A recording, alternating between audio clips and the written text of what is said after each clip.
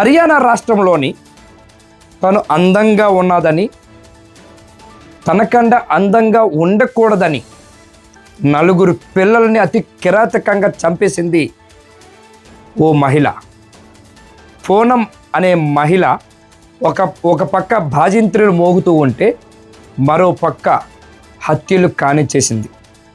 పసి పిల్లలని 6 సంవత్సరాల పిల్లని ముగ్గురు పిల్లల మహిళ యువతని చంపేయడంతో పాటు సొంత కొడుకును కూడా చంపి కడతీర్చింది ఆ మహిళ. తనకన్నా అందంగా ఉండకూడదని, తను తప్ప ఈ సొసైటీలో ఎవరు అందంగా ఉండరాదని నలుగురు పిల్లల్ని అతి కిరాతకంగా టబ్బులో వాటర్ వేసి మరీ చంపేసింది. విధి అని మేనకోడలు అవుతుంది వరుసకి.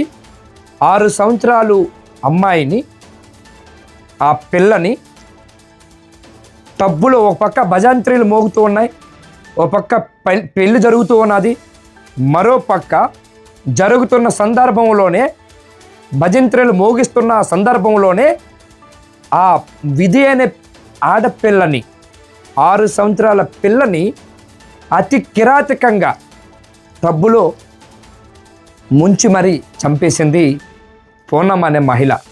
ఇది కేవలం చంపేయటానికి ఒకటే ఒక కారణం అంట. తనకన్నా ఎవరు అందంగా ఉండకూడదని, తను తప్ప ఈ సొసైటీలో ఎవరు అందమనేదే రాకూడదని